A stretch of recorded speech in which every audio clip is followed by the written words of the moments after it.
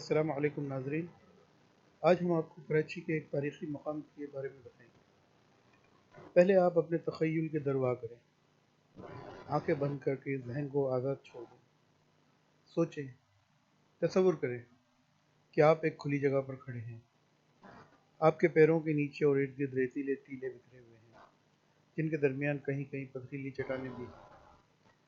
سمندر کی لہریں گنگنا رہی ہیں، تند ہوائیں فراٹے بھر رہی ہیں۔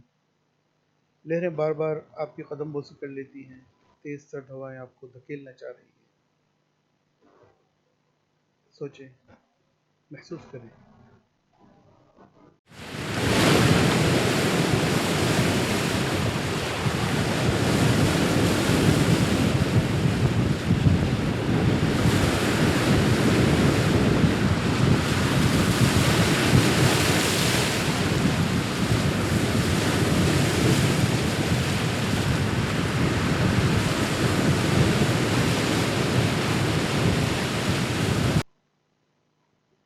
کیسا محسوس ہوا؟ یہ منظر بہت پہلے کا ہے، قیام پاکستان سے بھی پہلے کا۔ اس جگہ کو آج کل کلفٹن کہتے ہیں، مگر اس دور میں اسے مقامی لوگ ہوا بندر کے نام سے یاد کرتے تھے۔ وجہ تسمیہ یہ کہ سمندر تھا اور تیز ہوائیں تھیں، ان کی مناسبت سے یہ نام دیا گیا تھا۔ آج بھی بعض پرانے لوگ کلفٹن کو ہوا بندر ہی کہتے ہیں۔ اسی ہوا بندر پر جہاں آج چین ون ہے، اس کے سامنے پلے لینڈ ہوا کرتا تھا۔ اس سے کچھ آگے فن لینڈ ہے۔ اس سے کچھ اور آگے آئے تو سڑک کے کنارے فٹ پاتھ پر کچھ دکانیں ہوا کرتی تھیں جو چادریں، پھولوں کی پتیاں وغیرہ بیچتے تھے، جبکہ چند باورچی بھی تھے۔ ان دکانوں کے درمیان چوڑی دو رویہ سیڑھیاں تھیں جو سیدھی اوپر کی طرف جاتی تھیں۔ اوپر ٹیلے کی چوٹی پر ایک رنگین عمارت نظر آتی تھی۔ سیڑھیوں کا آخری حصہ جو عمارت سے متصل تھا وہ ڈھکا ہوا تھا۔ کافی سال پہلے ہمارا وہاں جانا ہوا تھا۔ سیڑھیوں نے تھکا دیا تھا۔ اختتام پر ایک بڑا ہال بنا ہوا تھا جس میں قبر تھی، مگر یہ اس وقت کی بات ہے جبکہ آج تو یہ مزار ایک بہت بڑے کمپلیکس میں تبدیل ہو چکا ہے۔ حال ہی میں ہم نے وہاں جا کر دیکھا تھا، اس کا احوال ہم نے ایک الگ ویڈیو میں بیان کیا ہے جو ویلاگ ہے، اور انشاءاللہ آئندہ چند دنوں میں اپلوڈ کر دی جائے گی۔ اس ویڈیو میں صرف تاریخ پر بات کی گئی ہے، جبکہ آنے والی ویڈیو میں وہاں کا لائیو احوال دکھائیں گے۔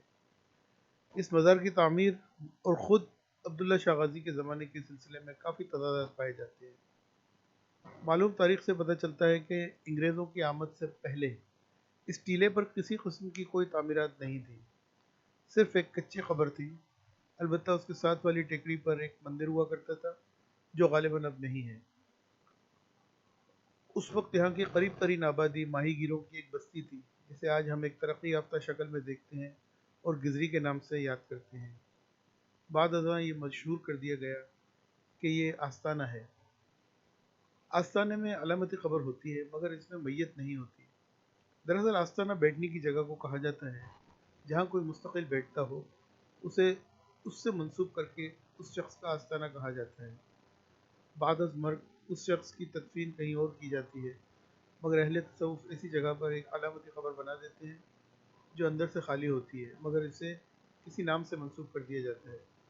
جیسے لاہور میں علی حجویری کا مزار مشہور ہے، وہاں روزانہ بے شمار لوگ جاتے ہیں مگر وہ اصل میں مزار نہیں، وہ بھی آستانہ ہے۔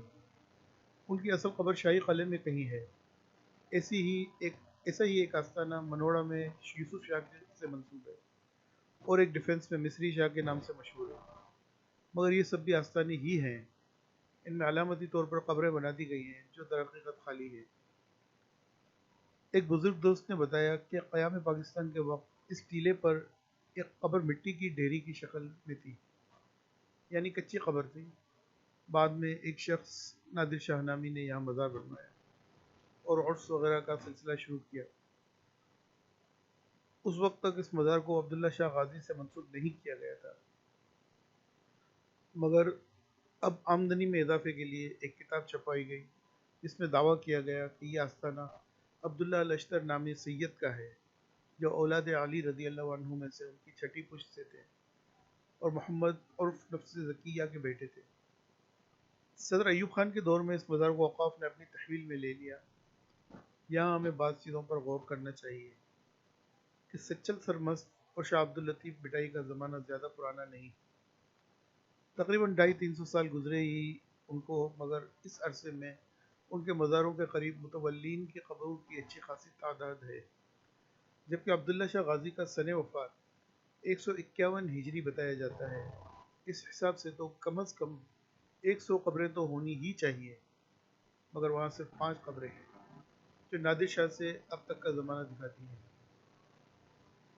एक बात और, जिस सन वफ़ात पर जोर दिया जाता है वो सन 151 हिजरी है, मगर इसको क्या कहें कि तस्वीर मुलाहिज़ा फरमाएं, ये न जाने अभी की है या पहले की, मगर इस पर सन वफ़ात देखिए। लिखा है मिसाल दर अहद अकबरी सन 945 हिजरी, यानी कि अकबर मुग़ल आज़म के दौर में इनका इंतकाल हुआ सन 945 हिजरी में। नातिक़ा सरबगरेबा हैं, इससे क्या कहिए। एक साहब ने तो कुछ अजीब ही दावा किया था और उस दावे के साथ एक कहानी सुनाई कि उमवी खलीफा ने अब्दुल्ला लश्कर के कत्ल का हुक्म दिया तो वो जान बचाकर सिंध आ गया। यहाँ राजा दाहिर उनका मुरीद हो गया। इसी दौरान खलीफा ने मोहम्मद बिन कासिम को भेजा कि उनका सर ले आए।